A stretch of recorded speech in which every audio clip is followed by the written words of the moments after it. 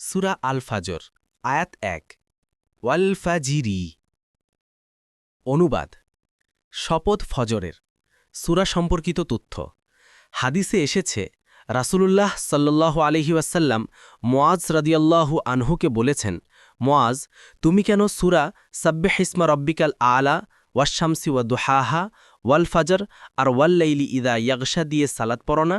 সুনানুল কুবরা লিন-নাসাই ১১৬৭৩। তাফসির ১ নং ফুটনোটের বিবরণ।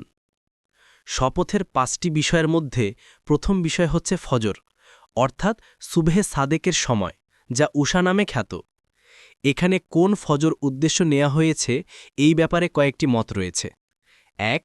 প্রত্যেক দিনের প্রভাতকাল উদ্দেশ্য, কারণ প্রভাতকাল বিশ্বে এক মহাবিপ্লব আনায়ন করে এবং আল্লাহ তাআলার অপার কুদরতের দিকে পথ প্রদর্শন করে।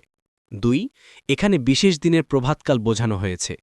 সেই হিসেবে কারো কারো মতে এর দ্বারা মহরম মাসের ১ম তারিখের প্রভাতকাল উদ্দেশ্য, কারণ এই দিনটি ইসলামী চান্দ্র বছরের সূচনা।